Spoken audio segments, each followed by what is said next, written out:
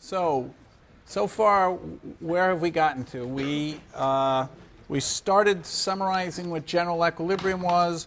We saw that Irving Fisher of Yale reinvented general equilibrium in order to study finance. And we saw that just by reinterpreting the variables of general equilibrium, we could start to say a lot of things about finance. And in particular, we had the idea of free markets, an argument in favor of free markets. We had the idea of arbitrage and no arbitrage. So you could deduce a lot of prices without solving for the whole equilibrium just by knowing what other prices are. And we also learned that the price of many things is going to have to do with the utility and marginal utilities of people, and that's going to have a lot to do with what their impatience is and whether they're rich people or poor people, who, redistributions of wealth. Who's got the money and how impatient the people who have the money are. So those are the basic lessons that we're going to now carry into the course. And so for several lectures now, I'm going to leave the abstract theory of general equilibrium and start teaching you some of the basic vocabulary of finance that you have to know and that everybody in finance knows, like what is a mortgage, what's an annuity, and stuff like that. So before I go there, though, I want to remind you of what Irving Fisher had done. So of what Shakespeare had done 300 years before Irving Fisher. So Irving Fisher, remember, he cleared up the confusion of what interest was. He said interest is crystallized impatience. It's not some horribly unjust thing. It's not, as Marx thought, exploitation. But Shakespeare had discovered all this 300 years before. Now, when I was your age, or a little bit younger than you in high school, we all had to read The Merchant of Venice. I have two Indian co-authors and who are vaguely my age, maybe a little bit older, but anyway, they grew up in India, and they had to learn The Merchant of Venice. And actually, they learned it a lot better than I did. They both have memorized The Merchant of Venice. They can recite almost the entire thing by heart. And but anyway, when I was in high school, it was completely typical to study The Merchant of Venice. I wonder how many of you have actually read it. Who's read The Merchant of Venice? Okay, well, whoa, this is Yale. I'm shocked. Okay, so a quarter of you have read it. Well, I recommend to the other 3/4 that you do read it. Now, when it's taught nowadays, especially at Yale, it's taught as a love story and a commentary on anti-Semitism. Now, of course, it's both. It is a love story and a commentary on anti-Semitism. Shylock the lender is Jewish, and remember what we heard about the great religions, they were all forbidding lending at interest except for Judaism, which let you loan money at interest to non-Jews. So Shakespeare, who's the money lender, is Jewish and lending it to Christians. And that plays a big role in the play. And what happens to them and what people say about Judaism is a big element of the story. But the way the play is read now, that's the whole story. And I don't think it's the whole story. In fact, I think it's quite an unimportant part of the story. I think the heart of the story is Shakespeare's commentary on economics. And so I'm going to try and argue in the next 10 minutes that Shakespeare was not only a great writer, a great psychologist, but a great economist. And you're going to see that almost all the elements of the course are in this play, and that if you read it the way I think you should read it, it should be obvious that it's really about economics and not about love. So how do you know that? Well, the very first line of the play, Antonio walks in and he says, "In sooth, I know not why I'm so sad." And there's an interlocutor, a minor character, whose name I've forgotten, Solario or something, says, "Well, it must be that you're so nervous. You've got all your riches are on these boats, and they're at risk. And so anyone who had so much money at risk on boats would naturally be nervous and therefore maybe depressed." And Antonio says, "No, I'm not worried about the boats because every boat is on a different ocean, and so I'm not worried. They're at a different ocean and they're sailing at different times. I'm not worried about my boats." And so then the interlocutor says, "Well, then you must be worried about love." And he says, No, that's not it at all." So what do we see at the very beginning of the play? It's business first, love second. And secondly, he understands diversification. Okay, so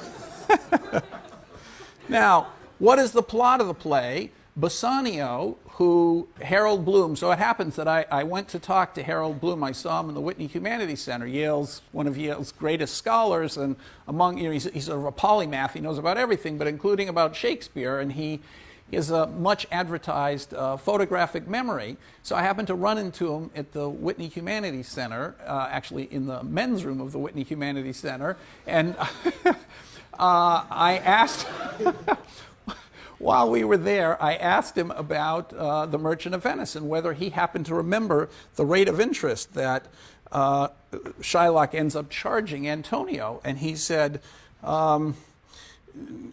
"Dear boy, I remember almost everything, but that I've forgotten." It was so unimportant to him that he didn't even remember the rate of interest.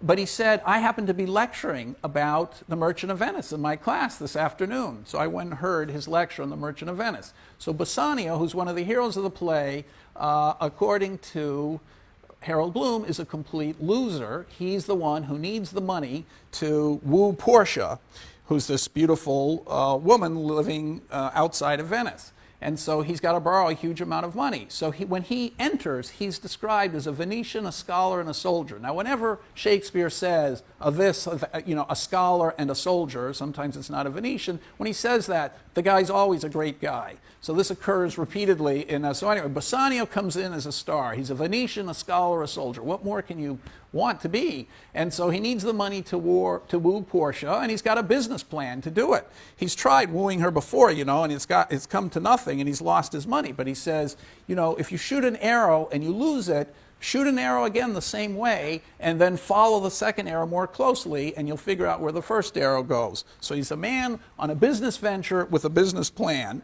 So here's Bassanio, and here's Shylock and Antonio. Now, he needs 3,000 ducats, and he doesn't have any collateral or anything, and so he goes to Antonio, who's an older man, and according to Harold Bloom, there's some potential gay relationship, and maybe they're lovers and maybe they're not lovers, and that's half the lecture. Anyway, so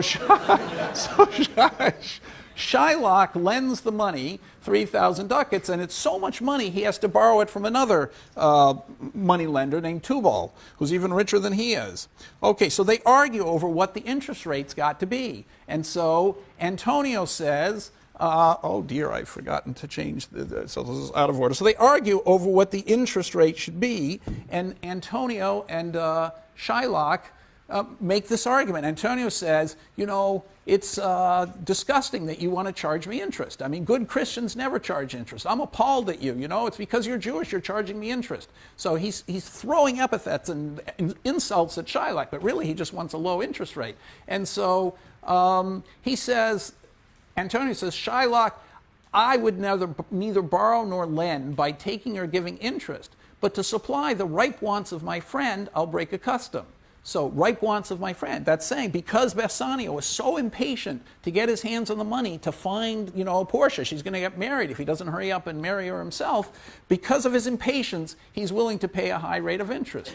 And Shylock says, you're always complaining about me that I charge interest, and I've left out a whole bunch of stuff, but, I'm patient. All of us are patient. That's the badge of our tribe. We're patient. And so that's why I'm willing to lend you the money. So here Shakespeare has laid out, and it goes over 5 pages, patience and impatience. Okay, so so then they get in an argument again about interest okay, so I forgot a slide. So the argument is Shylock tells a story. He says, even in the Bible, you say that it's unchristian to lend at interest. But don't you know the story in the Bible where Jacob was asked to perform a service in the field using his fields? Somebody wanted to use his fields for a while. And so Jacob said, okay, you can use my fields, but I have to charge you a fee. And the fee is going to be that however many spotted lambs are born, those are the ones that I get. And so it turned out that there was a huge number of spotted lambs. And so although Jacob had lent some of his sheep and his fields to the person who wanted them, he got back vastly more than he lent at the beginning. And so Antonio answers, well, this isn't interest, this is, this is a risk. Jacob got so much more because he took a risk. Who would have known how many lambs were going to be born? And so it's really, you don't really charge interest, you're an investor.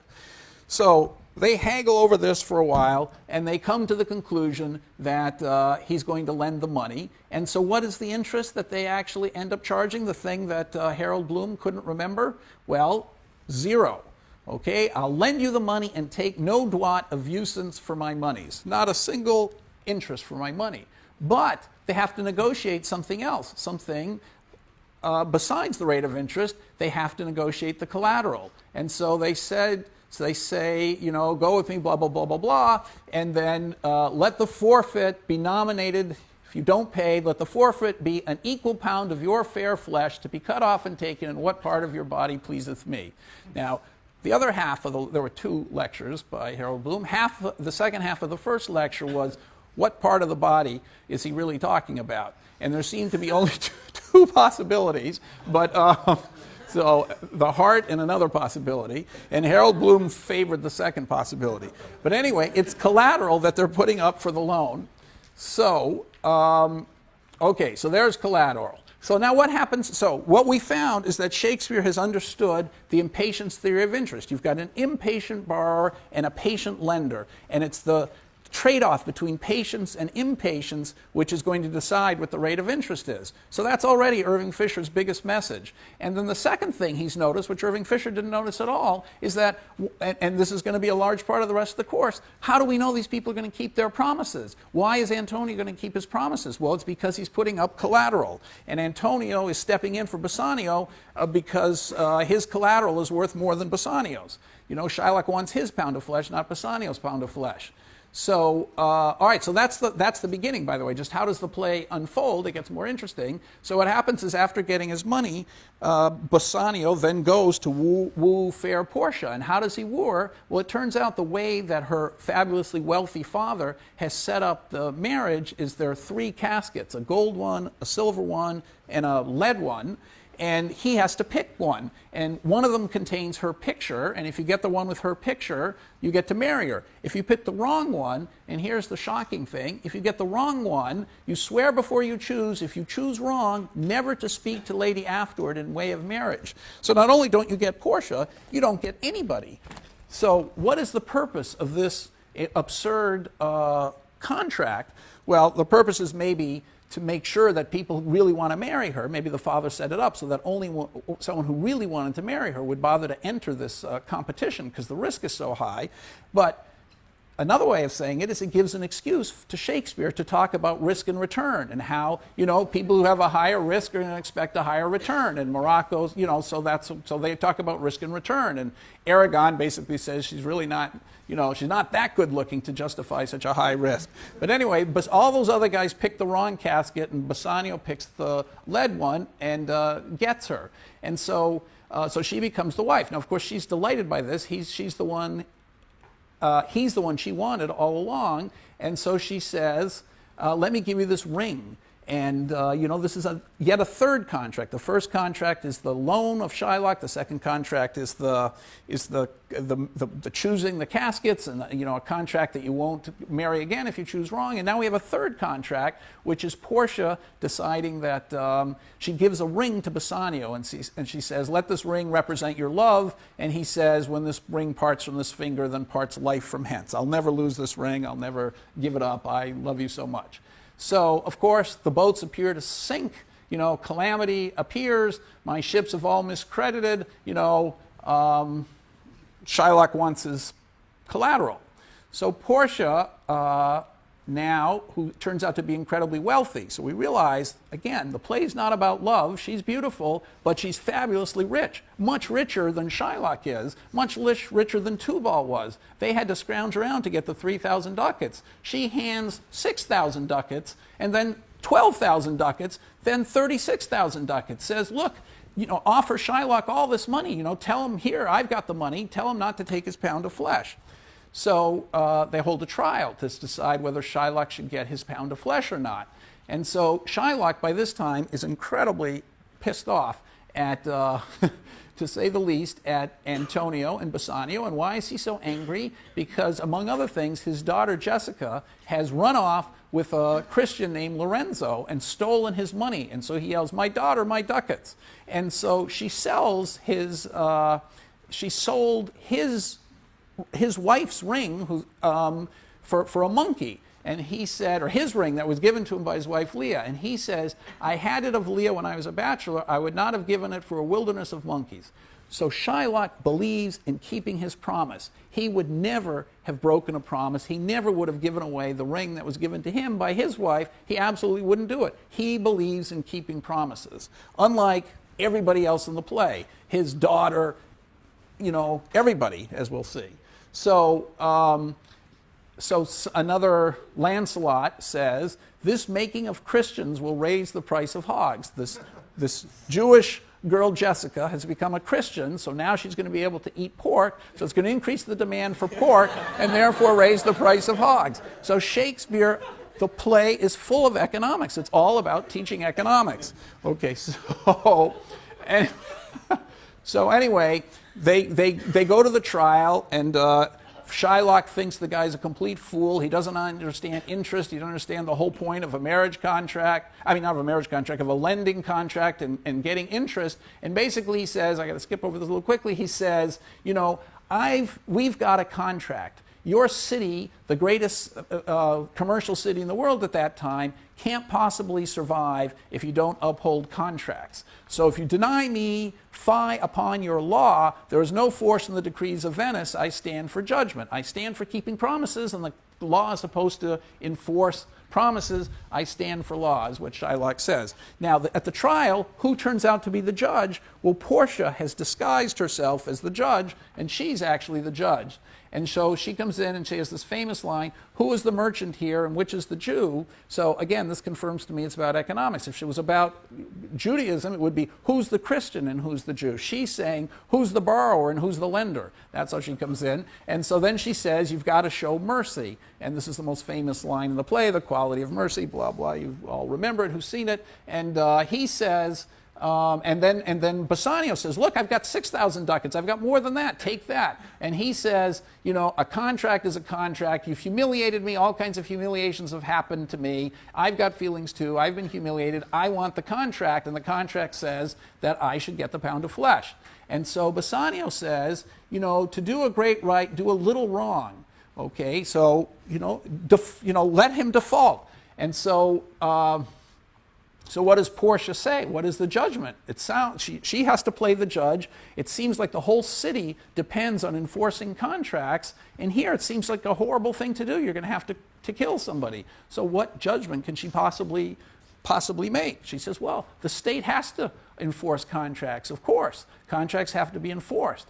But only good contracts should be enforced. And so what's wrong with the contract? Does she say we're going to reduce what you owe from $3,000 to 1,500? Does she, that's principal forgiveness? Does she say you don't have to, what does she say? What she says is that what was wrong is the contract wasn't right. It wasn't the interest rate that was wrong. It wasn't the amount you owe that was wrong. It was the collateral that was wrong. So she says the right collateral was a pound of flesh, but not a drop of blood.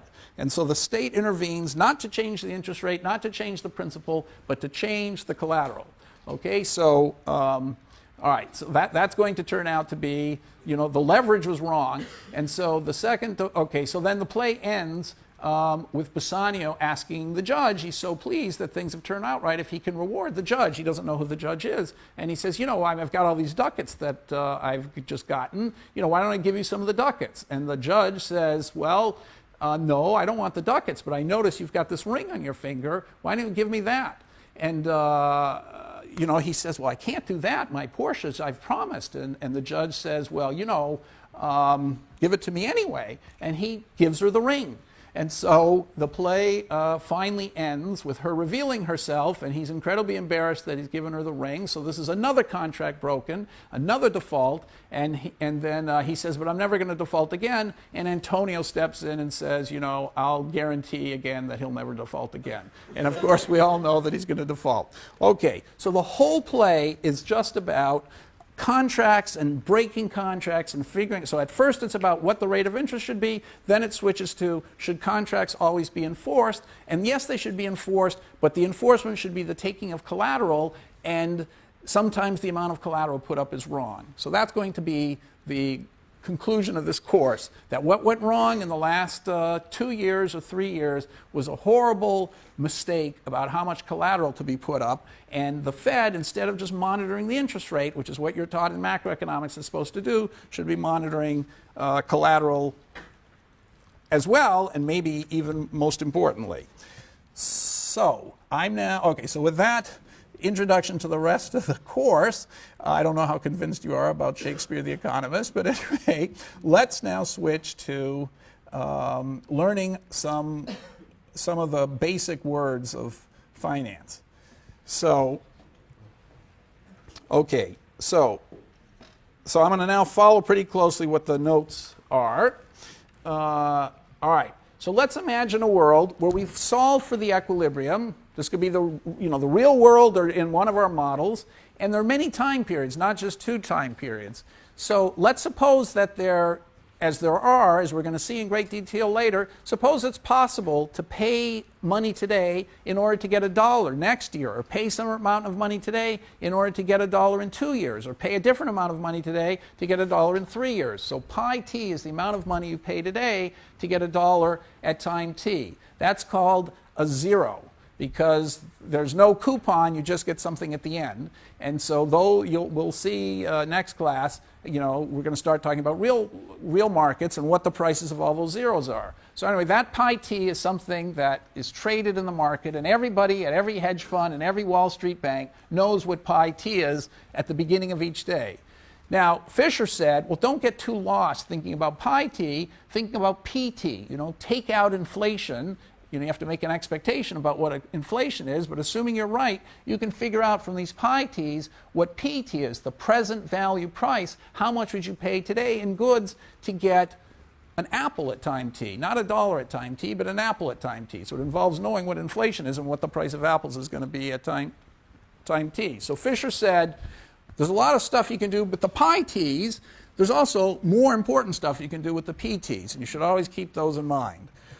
Okay, so let's take the simplest case where pi t is a constant interest rate. There's a constant interest rate I. So if you ask, what's $1 worth today in terms of how many dollars you can get next year, it's 1 plus I. What's $1 worth today in 2 years? It's 1 plus I squared. So putting it backwards, $1 in 2 years, the price of it today must be 1 over 1 plus I squared. So $1 in t years, the value today is 1 plus I over t. So this is just a simplification. So we'll see that lots of the jargon of economics assumes that there's this constant interest rate that's determining all these prices. Okay, so the first thing to realize is what Fisher calls the present value price. If there were some asset that paid off money in the future, M1 through MT, you don't have to solve the whole equilibrium to figure out what its price would be if you knew the prices of these zeros, pi 1 through pi t, because to get M2 at time 2 just costs you pi $2 today. So you add up the cost of buying all the cash flows of the asset, that has to be the price of the asset today. And if the prices of the zeros are given just by the interest rate, discounting it, then it's just m1 over 1 plus I, m2 over 1 plus I squared, and mt over 1 plus I to the t. I see there's a typo here. Oh, no, there's no typo. It's 1 plus I to the t. There are all these 1 plus I to the t. Okay, so, and now, if the price weren't that, if the price of this bond were bigger, were, let's say, smaller than this, what would you do? You would buy the bond, and at the same time, you'd sell promises to deliver M1, M2, and empty in the future. If you sold those promises and nobody doubted that you would keep your promise, so this is something, you know, Shakespeare would have been suspicious of, but if you made those promises and no one doubted you'd keep them, you could raise this much money by selling all the promises. So you get this much money, and if the bond costs less than that, you could make all the promises, get all the money, buy the bond, have money left over. Okay, then you'd have to keep all your promises. But the bond itself would be paying you money in the future that you could use to keep all your promises. So it has to be that this is the price of the bond, provided that everybody will allow you to borrow and lend at those rates of interest. Because if it weren't, you would either buy the bond and sell all the promises, or in the other case where the price is higher, you'd sell the bond, okay, get all this money, and then use that money to buy all those promises. Okay, and then you could keep the promise, then you could make the payments of the bond because the promises would come due to you. So if you, in that case, you'd have to believe people who made promises to you. So as long as nobody's doubting the other people keeping their promises, it has to be that by no arbitrage, the price of a bond is just the discounted cash flows. That was Fisher's main principle. Okay, so we saw that last time. We're just going to do it. Okay, so we're now going to introduce a few vocabulary. So the first thing is the doubling rule. So I think at least half of you probably know this, but you know, it's much better if you can do things in your head than having to calculate them all. So the doubling rule says how many years at I% interest does it take to double your money? So, so you can just solve this. Okay, so 1 plus I to the n means that, you know, if you take the logs of both sides, and you know that log of 2 is 0.69, then 0.6, then you know, you take the log of both sides, and log 1 plus I has to be log of 2, so n equals 0.69 over log of 1 plus I. Okay, and so now log of 1 plus I, you know, is approximately I. Why is that? So this is Taylor's rule. You don't actually have to know this if you've never seen Taylor's rule before, but you know, an approximation of log of 1 plus I, you know, for any function f of x, it's f of a plus f prime of a times x minus a plus 1/2 f double prime of a times x minus a squared. That's the standard Taylor's rule thing.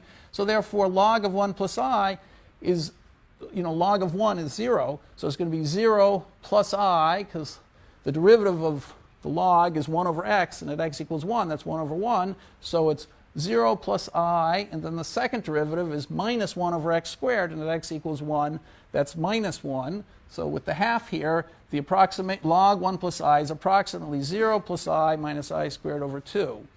So you can replace log of 1 plus I with, 0.69 over log of 1 plus I with 0.69 over I minus I squared over 2. So, you know, for very small interest rates, I squared is practically nothing. So 0.69 over I, you know, if the interest rate is 0.023%, 0.023, that times, and 0.69 divided by 0.023 is 30. So it says that at 2.3% interest, you double your money in 30 years. Well, if I is 7%, say, then I squared is starting to get a little bit bigger. So I minus I squared over 2 is 0.07. I squared 0.0049 over 2, that's 0.0675.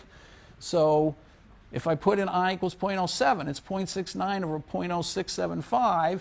That's around, right, 69 over 67. You know, there's a decimal thing, so it's a little over 10, say 10.2.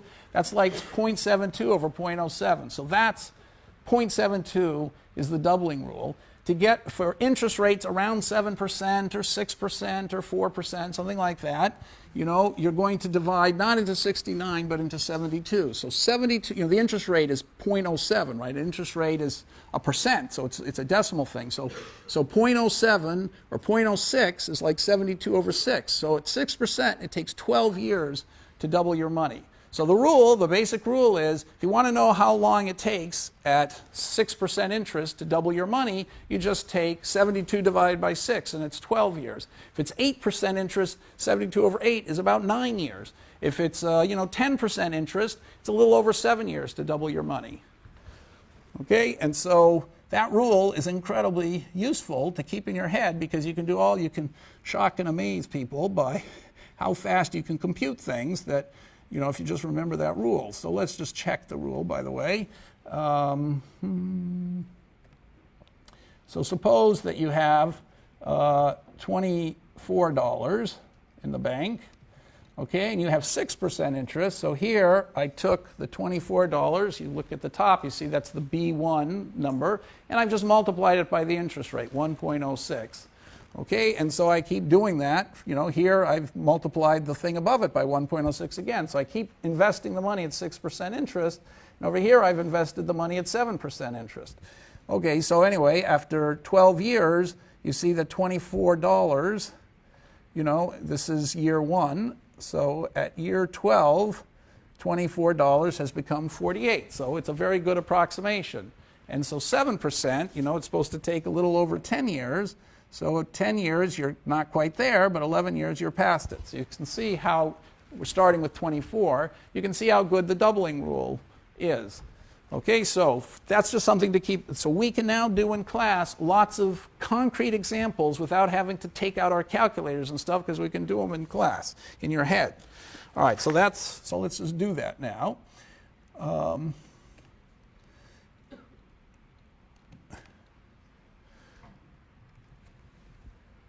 Okay, so in fact, why did I pick $24? Well, this is a famous story you hear in 2nd grade. The Indians sold Manhattan for $24 in 1646. So how bad a deal was that for the Indians? It looks incredibly stupid. But actually, interest accumulates pretty fast. So if you look at 6% interest, okay, so 360 years gets you to 2006. That's a sort of round number. At 6%, so at 6%, how long does it take to double? It takes 12 years to double. So that means at 6% interest, you're doubling every 12 years. So in 360 years, you're going to double 30 times. So in your head, you can figure out that doubling every 30 times, doubling 30 times is 2 to the 30th. And of course, 2 to the 10th is something you should know. It's 1,024. So I'm sure you know that number, right? 2 to the, okay, so it's anyway, that's a good one to remember. 2 to the 10th is about 1,000. So 1,000 cubed is about a billion. So basically, 24 becomes 24 billion. So at 6% interest, they sold Manhattan for 24 billion in today's dollars. So that's pitifully low. But if you look at 7% interest, you can do the same calculation. So at 7% interest, you should do this in your head now. So it's going to double every 72 over 7 years. So there are 360 years about. 360 is a very round number. So 360 divided by 72 over 7, that's 5 times 7, it's 35. So 2 to the 35th, well, it's like a billion times 2 to the 5th, which is 32. So it's $1 becomes 32 billion, but we started with $24, so it's 768 billion. So now you're starting to get a little bit closer to what the value of Manhattan is. I mean, the value of all the real estate in the country, all the houses in the country used to be 20 trillion. I'm not sure how far they've gone down now. Let's say they're 15 trillion. So 15 trillion, you add commercial real estate, maybe in the whole country that's worth 25 trillion or, 20, but that went down too. So let's say 20 trillion. Now, how much of the 20 trillion could possibly be in New York City? I've actually got no idea, but it can't be that much more. The whole country is 20 trillion. New York can't be worth much more than 1 or 2 trillion of the 20 trillion. So, you're not that far off. So the deal's not that spectacularly bad, although it sounds ridiculous. Anyway, the point is you can do this in your head, and we can, okay.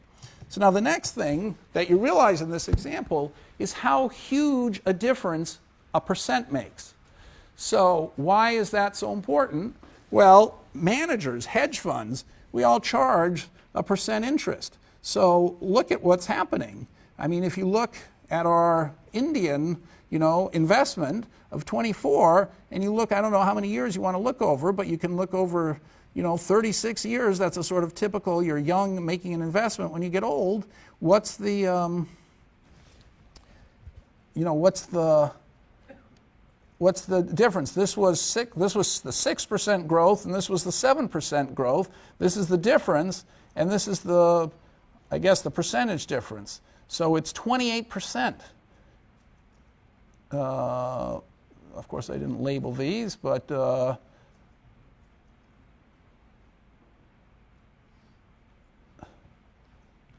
yeah. So this is the difference, and this is the percent difference. So the percent difference, okay. So that I just showed it to you. Over 36 years, it's 28.6% difference.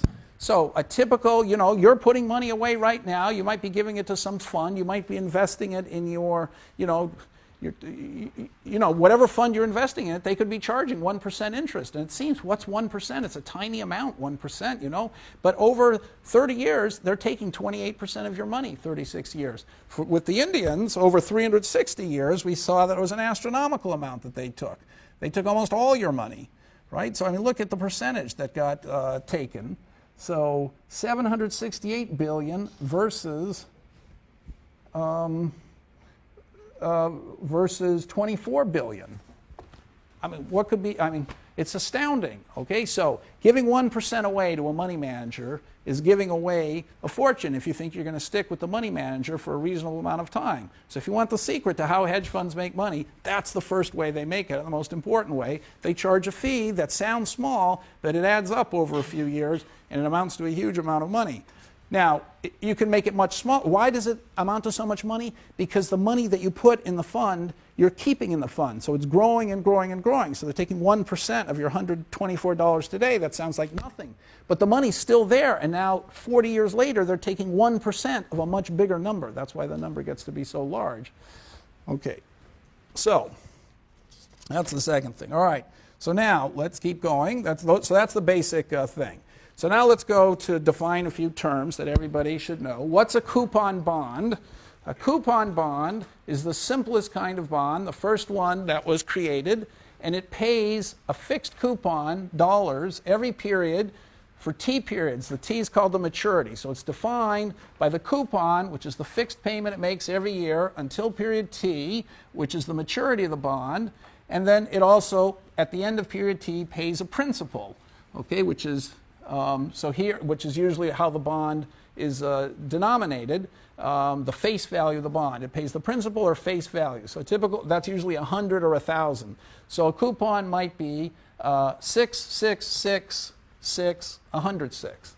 Okay, that would be a 6% coupon bond. You can also define the coupon by the percentage of the face that it pays every year as a coupon. So little c is the percentage. So 0.06 times 100 is 66666. I could use big C is $6. Okay, so it's defined by its percentage, by the face, and by the maturity. So the first obvious thing to say is if the interest rate is 6% and the bond is paying a 6% coupon, then it has to be worth its face. So let's always assume the face is 100.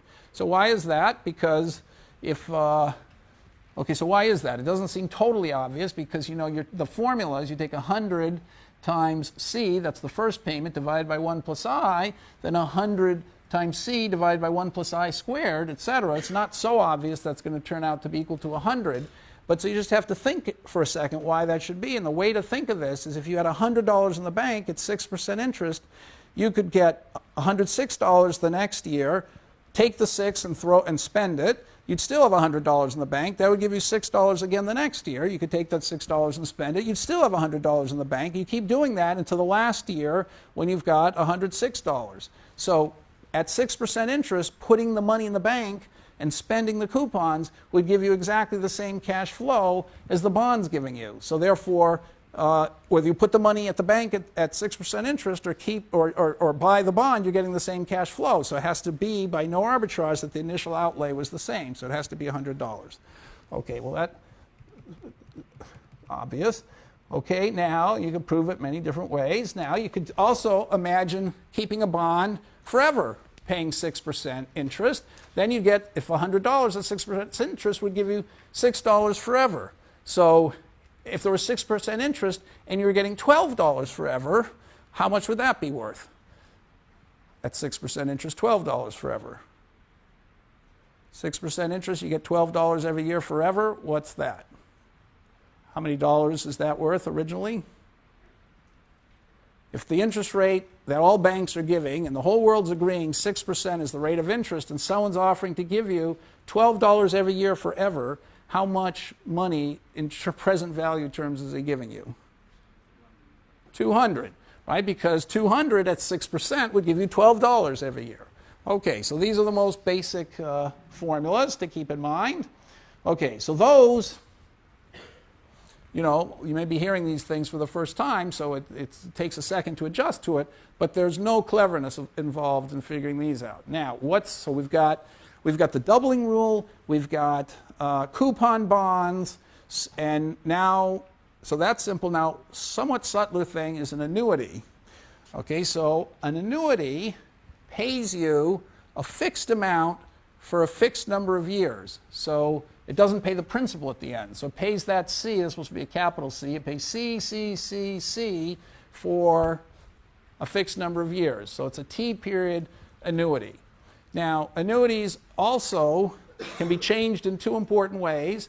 They can be indexed to inflation. That's a much better annuity because now you're protected against inflation. It also could be timed to last the rest of your life. So we're going to come to this when we talk about Social Security. The most important annuity by far in the whole economy is the Social Security annuity. Once you retire and you're in Social Security, they figure out what your coupon is going to be every year. I'll tell you the formula in a couple classes. So depending on how much you've contributed, they calculate what your coupon is every year. And so from the day you turn 65, for the rest of your life, you get the same C, inflation corrected. So we're going to have to talk about why they decided on that contract. But anyway, that's an annuity. So it depends on the length of life. Okay, so, you know, these annuities are famous in history. Jane Austen, in Sense and Sensibility, said it was a disaster, you know, because whenever you give someone an annuity, they live forever. And she said that, you know, some character says her mother gave the servants in the houses annuities after their husbands died. And she figured that they were so old. Now, she gave the annuities. They were the servants of her mothers, and she gave them the annuity after their husbands died. And, you know, since they were so old, she figured if she'd pay them a few years, and that'd be the end of it. And they just went on and on and on and on, and it was just, you know, she got tired of giving them all the money. But anyway, so obviously when you're giving a life annuity, you have to calculate how long the person's going to live. And so we're going to come back to that, the selection of, you know, who takes annuities. Do they know that they're going to live longer or not? Anyway, that market's all screwed up, and we're going to come to that later. But it's a famous market, the annuity market. Now, how can you figure out the value of an annuity? Okay, so this is a very simple thing to do once you've come this far. So this is the next thing to remember. So remember, an annuity is paying C, C, C, C up to period T. Here are the periods, T. Okay, so how much should this be worth? The present value. What is the present value? Today at time 0. Well, we know that if it actually went forever, C, C, like that, it would be, forever, it would go C over the interest rate, I. Annuities are often inflation corrected, so I wrote R for the real rate of interest. So you could call it C over R for the real rate of interest, whatever. Let's say it's nominal. Let's keep to I, even though I haven't used that notation there. So C over I, if you get C dollars forever, it's called a perpetuity. So perpetuity, we already know how to value. Okay, we said C over I, right? It's 6%. If you're getting $12 every year, it's worth $200. Now, what if it gets cut off at T? Sounds like there's going to be a very complicated formula to calculate. But actually, it's a very simple formula. Okay, why is that? Because the T period, so here's the perpetuity, and the T period annuity equals the perpetuity minus a perpetuity starting at time T, minus perpetuity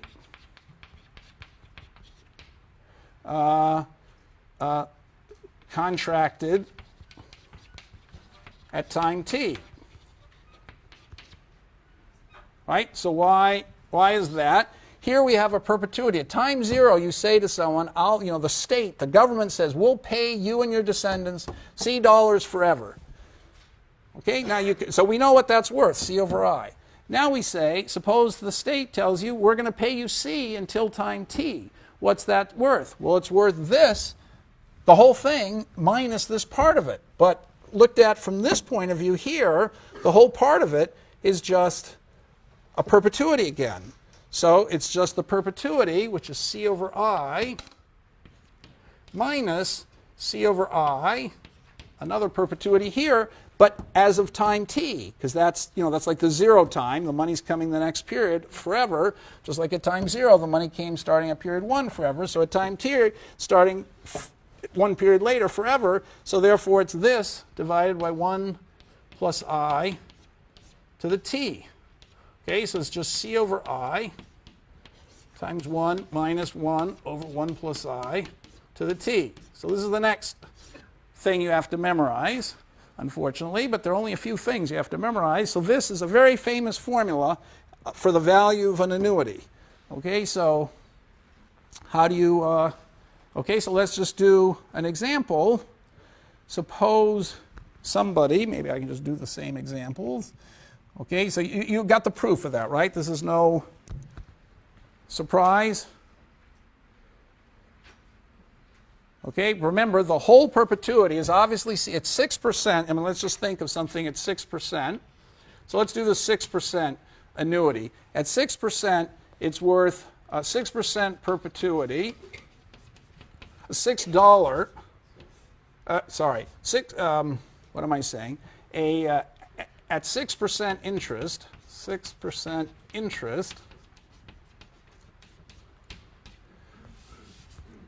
a $12 perpetuity is worth $200. That was what we said before. Okay, so what is a 36-year? Okay, so at 6% interest, $12 perpetuity is worth $200. So at 6% interest, what is a $12 30-year annuity worth? Is worth what? So how much is that worth? Okay, so if it went on forever, it would be worth $200. If we cut it off after 30 years, 30 years is a bad time to cut it off. Let's cut it off after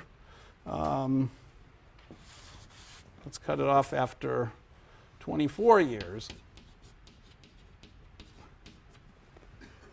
Okay, so if you have 6% interest, you get $12, not for every year in the future, but for 24 years.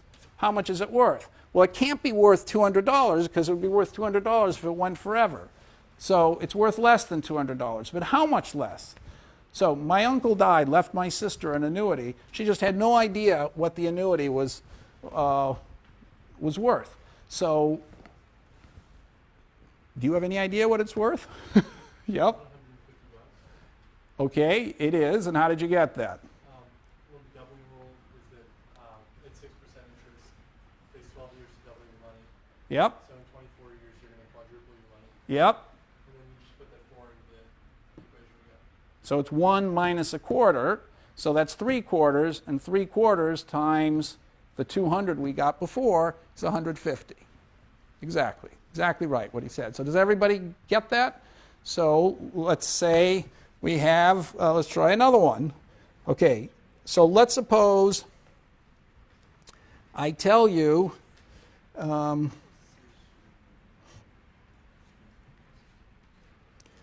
let's suppose I pay $8. Let's see, how long is this going to be?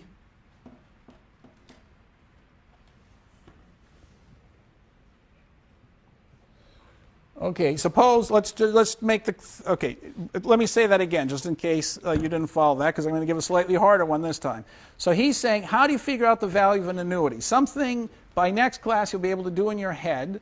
It's going to be take the cash flow that you get every year. If it went on forever, it would be so easy to figure out what the value was. If it's $12 at 6% interest, that's like having $200 in the bank, because then you're going at 6% interest, you're going to get $12 every year forever.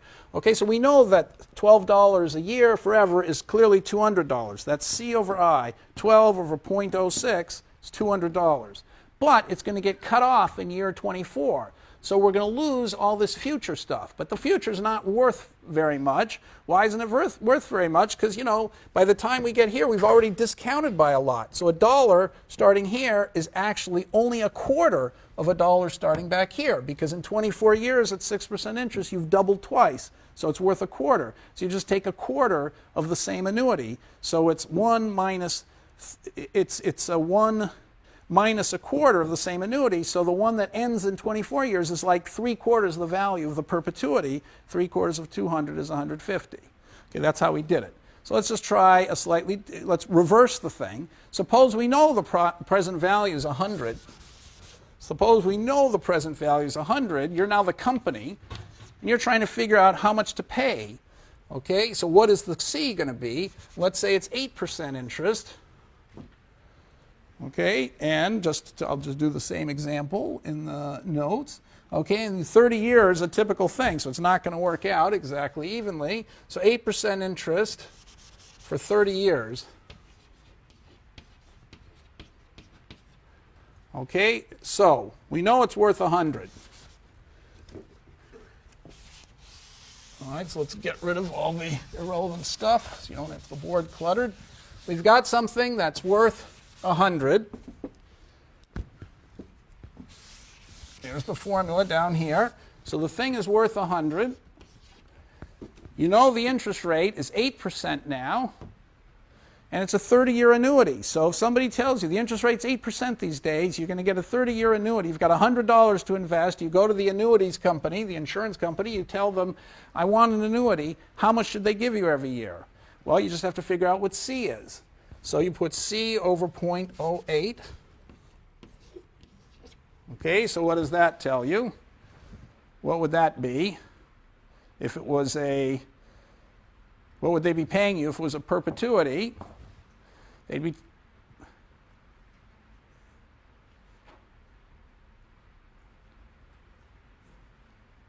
paying you, if it was a perpetuity, what would they be paying you? They'd be paying $8 a year, right? So, but they're only going to pay you for 30 years. So how much are they going to pay you? 1 plus I to the t. Okay, so this is 1.08 to the 30th. And what's 1.08 to the 30th? Well, 1.08 to the 30th by our rule is what? It's equal to 1.08 to the 27th. Okay, in 9 years at 8% interest, it'll double. So after 27 years, it's going to double 3 times. 1.08 to the 3rd power. So after 27 years, it's going to double 3 times. So that's 8, right?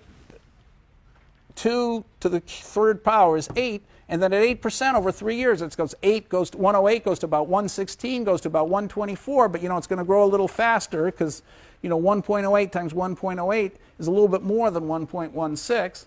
So it's going to grow to like 1.25 instead of 1.24. So that's 10. Okay, so this is just 1 over 10. So the whole thing is 9/10. So basically, you get almost all the value after 30 years at 8% interest. It's such a high interest rate that after 30 years, you're getting 9/10 of the value of the annuity. Okay, so you're going to have to get paid 10/9 the $8,000. It would have been $8,000 if it were perpetuity. You have to pay the guy a little bit more. You have to get a little bit more because you're only getting it for 30 years. But because the interest rate's so high, the stuff after 30 years isn't very important. It's only, you have to be given an extra 1/10. So it's 10/9 times 8,000, so it's 8,888 is what your annuity is going to be every year. Okay, so just to summarize it, to say it all again, we know how to compute perpetuities with ease, And so if you want $100 and a coupon forever and the interest rate's 8%, that's just $8,000 forever. If you only get it for a shorter amount of time, obviously you have to get more. How much more? Well, it depends each year for only 30 years. It depends on how much you're giving up at the end. And at 8%, you're only giving up a tenth of the whole value. So you have to be compensated for that each year by getting 10 ninths of what you would have gotten before. So we're up to 8,888. Okay? All right, so that's, okay, so those are, all right, so those are the words that everybody has to know. So now let's just do a couple more simple computations here, just to give you an idea of how Fisher helped here. Okay, so I'm going to do a few mortgage things. I'm going to do a few, I haven't defined mortgage yet, do I? Why didn't I do that? So a mortgage is just a 30-year annuity. A mortgage, so one more thing. A mortgage is an annuity, a fixed mortgage. Okay, a fixed mortgage, a fixed rate mortgage. Mortgage is defined by a principal. Okay, so we're going to, when we talk about the crisis, this word principal will come up all the time, so that's the face value. The principal, a mortgage coupon rate,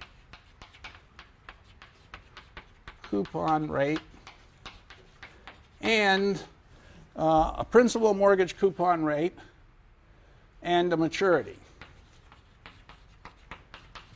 So the most common, this is a fixed rate mortgage. So the most common kind of maturity is 30 years. 30 years is the most common, and then sometimes they're 15-year mortgages, and then there's a whole host of other mortgages we're going to come to later where there's floating interest rates. So the 30-year mortgage, how much do you have to pay? Well, there's one, if it were on an annual payment and it were an 8% mortgage for 30 years on $100,000, so if it was $100,000 principal at 8% coupon, okay, for 30 years, we just calculated that you would have to pay, the payment would be $8,888 a year, because $8,888 a year discounted at 8% is going to give you $100,000. Okay, so that's how the mortgage works. Once they've told you that, so whenever you hear about a mortgage, you always hear the mortgage rate. That's the coupon rate. Okay, the maturity is usually 30 years. Then you'd have to be told how much the mortgage is for. Then you can figure out what does the guy have to pay every year, and it's, you just figure out the annuity payment that at this interest rate makes his payments have present value at this interest rate equal to the principal. So he just saw his $8,888 a year. There's one more little twist with mortgages. Okay, so that's not literally true what I said. Mortgages have monthly payments. Monthly payments. Okay, monthly payments. They're monthly payments, and so the monthly rate at monthly rate equal the coupon divided by 12. So if it's an 8% mortgage, then it means that they're taking 2/3. So in this case, we'd have 8% over 12, which equals 2/3%. Okay, so the mortgage would be 0.67%. Okay, and so then you do the monthly calculations. You have to figure out the C, such as summation over 1 plus 2/3%. So that's 1.067, in other words. 1.067 to the t equals 1 to 360 has to equal 100,000. That's how much you'd have to pay every month. And so it wouldn't be 8,888 a year. It'd be slightly more than 8,888 divided by 12 every month. Okay, but anyway, these are just, okay, so this is the last of these definitions for today's class. So everybody who's on Wall Street knows what a perpetuity is, and they know how to compute its value. at a given interest rate. They know what an annuity is and how to compute its present value. A mortgage is almost the same thing as an annuity. Okay, the only twist is that the mortgage is computed monthly instead of annually, but when they using a monthly interest rate. But when they say the monthly interest rate, instead of telling you the monthly interest rate, they tell you the monthly interest rate times 12. Okay, it's just a convention. All right. So those are all the things you have to memorize. Now, let's try to use the way we can think, okay, and do some practical problems here. So here's one of the simplest and most important ones is, let's say you're a Yale professor. I gave this example in the very first day of class. You're a Yale professor. When I first gave the example a few years ago, when I wrote the notes, the average Yale professor, so this was quite a few years ago, 8 or 9 years ago, was making $115,000 a year. Now, as it happens, the average Yale salary now is $150,000 a year. Okay, but anyway, when I wrote it, it was $115,000 a year. So let's suppose that you're starting today. This year's professors are making $115,000, and let's say your salary will go up at 3% inflation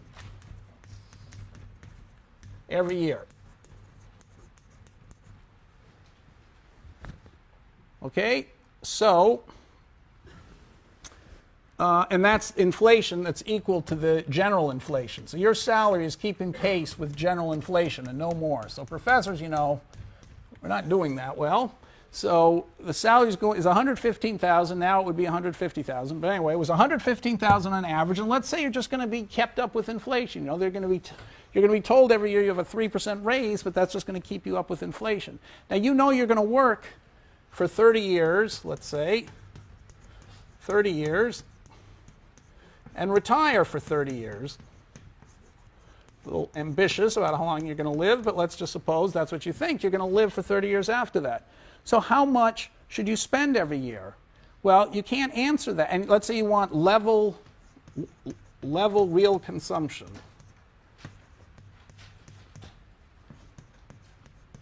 So you want to consume the same amount every year for the rest of your life, which is going to be 60 years, 30 at Yale, 30 retired. So how much do you spend every year in consumption?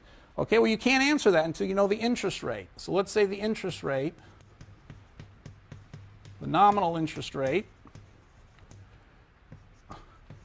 equals, let's say, 5.3% about, a little bit more than 5.3%.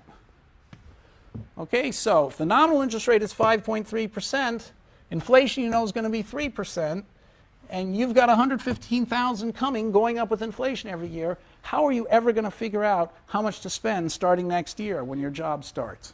Okay, it looks like a hopeless thing. You'd have to say, well, if I get $115,000 next year, I consume some of it, I put the rest in the bank, it makes, you know, interest, it grows at 5.3%, but then inflation is 3%, so I take that into account, I figure out how much to spend the year after that, but then I'm going to get $115,000 more of that, so I'll save something, maybe more for my next thing, and then I'll deposit that at another 5.3%, and I have to take into account inflation at 3%. Well, it sounds like it's going to get very complicated. How are you going to figure this out? But in fact, it's very simple, and Irving Fisher pointed the way to do it, and we can now do it in our heads. Okay, so Fisher said, don't figure out all this year-by-year stuff. It's going to be, and don't get mixed up with the rate of inflation. You don't care about inflation. You're going to look through the inflation and only care about the real consumption. So the fact is, you care about the real rate of interest. So the real rate of interest, 1 plus r, equals 1 plus I over the rate of inflation, which equals 1.053 over 1.03, which is about 1.023, right? This is we're doing things in our head now, so we have to be a little bit approximating. So, right, if I divide this by this, these numbers are so close to 1 that I'm basically just subtracting the bottom from the denominator from the numerator.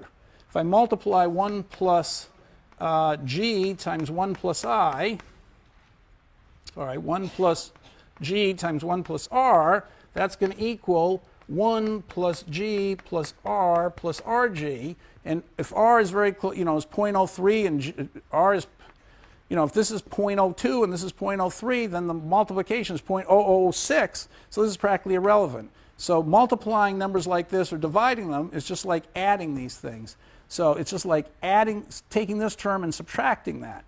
Okay, so when you get a number near 1 divided by another number near 1, you just take the difference from 1 in the numerator minus the difference from 1 in the denominator. It's pretty close to doing actually the division.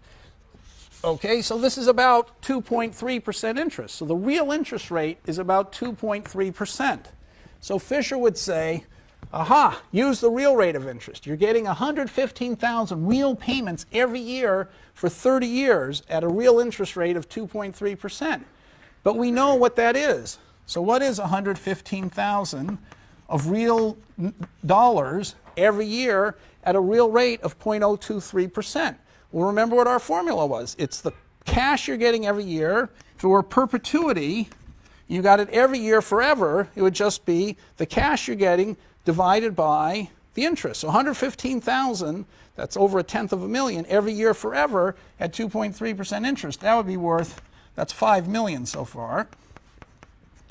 But you're not getting it every year. You're getting it for 30 years. So 1 minus 1.023 to the 30th.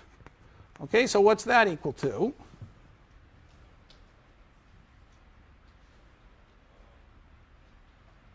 It's no longer 5 million, because that would be getting the money forever.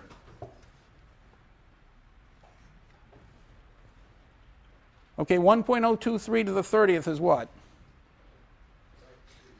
Okay, so we said that 2.3% interest is 2.3 into 72 is, 2.3 times 30 is 69. So because it's close to 0, the 69 rule almost works. So anyway, an approximation would say 2.3 into 72 is just a little bit over 30. Okay, so it doubles every 30 years, and you've got it for 30 years. So it's just going to be 2. This number's about 2, right? 2.3% into 72 is approximately 30. So every 30 years at this interest rate, it doubles. So therefore, you've got 115,000 over 0.023 times 1 minus a half. You've lost half the value by not getting it forever. So that's 2.5 million. So Fisher says, look, remember the budget set. In GE, we studied budget set. We put P1 X1 plus P2 X2 plus P 60 x 60, that's on the left-hand side, is less than or equal to P1 endowment 1 plus P2 endowment 2 plus P30 times endowment 30. Okay, you're getting 115,000 of real goods every year for 30 years. P1 is 1 over 1.023, P2 is 1 over 1.023 squared, etc. So this revenue on the right is just the annuity of 30 years of 115,000 of real goods. So it's worth 5 million reduced because it's not a perpetuity, it's only an annuity for 30 years, and so it's worth 2.5 million. So we've got the right-hand side, that's this, 2.5 million. Okay, that's how much the present value. So that's what a professor at Yale can look forward to her entire career, if she started 10 or 20 years ago, would be, she'll make 2.5 million in present value terms. If she'd gone to Wall Street, in 5 years, if she were a Yale undergraduate, went to Wall Street, in 5 or 10 years, she'd be making more than that every year. So what, well, not everybody, but anyway. So, okay, so how much did she spend every single year of her 60-year life? Well, so we have to figure out this number, C, the coupon, right? We have to figure out how much can she spend every year of her life. What C can she spend at 2.3% interest, where now I have a 60 here. Okay, so it's an annuity of 60 years of constant consumption at this interest rate. So how much is it worth? Okay, well, I have to just figure out 1.023 to the 60th. 1.023 to the 30th was a half. 1.023 to the, was 2. 1.023 to the 60th is 4. So this is 1/4. Okay, so we have 3/4 here. So this is, C over 0.023 times 3/4. That's what we have. So you multiply 4/3 by 2.5 million, you get 10 million equals 10 million over 3 equals point. So it's this is 0.023 times 3 divided by 3 times 10 million, okay, equals C.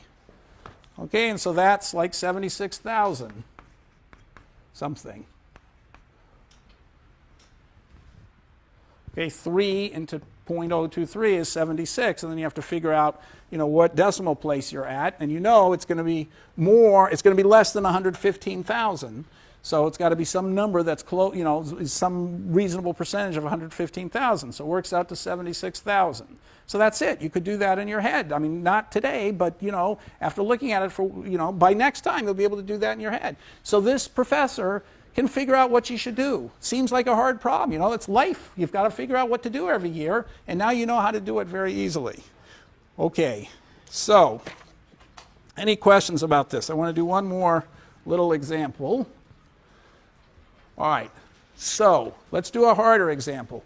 When I was it's easier computationally but harder conceptually. When I just got tenure at Yale, actually I had tenure for a few years, you'll see why this is relevant. The president, Benno Schmidt of Yale, said, a horrible thing has happened. Generations of Yale presidents before me have not realized that the buildings were not getting the proper care.